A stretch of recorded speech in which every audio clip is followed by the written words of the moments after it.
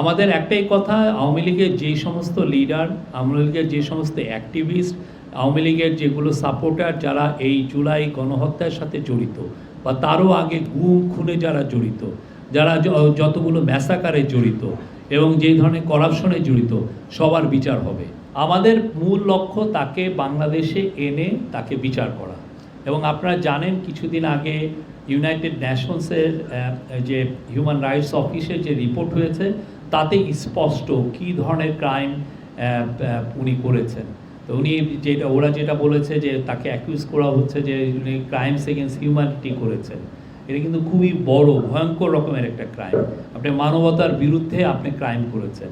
তো সেই এখন যেটা হচ্ছে যে ইউএন রিপোর্টের পরে এবং কিছু কিছু হিউম্যান রাইটস গ্রুপের রিপোর্টের পরে প্রচুর প্রেশার তৈরি হচ্ছে এবং এই প্রেশারের একটা আপনারা ইন্ডিকেশন দেখেছেন যে একটা রান্নায় আমার ভালোবাসা Jamuna gas stove. Jamuna gas stove, আধুনিক, নিরাপদ ও দীর্ঘস্থায়ী।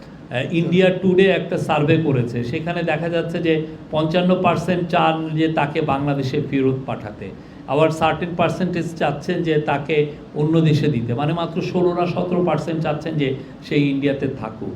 এখন তার যে ইমেজ, তার যে উনি যে 15-16 বছরে কি ব্রুটাল একটা ডিক্টেটরশিপ চালিয়েছেন, এটা কিন্তু পুরো স্পষ্টভাবে এসছে সেই 127 পাতার যে ইউএনের যে রিপোর্টটায়। আমার মনে হয় ইউএন রিপোর্টের পরে প্রেশারটা আরও হবে। আমরা তো আমাদের মতো এক্সট্রাডিশন চেয়ে তার ইন্ডিয়াকে জানিয়েছি, আমাদের প্রেশারটা অব্যাহত থাকবে এবং আমরা চাবো তাকে এনে সশরীরে হাজির করে তার ট্রায়ালটা হতে।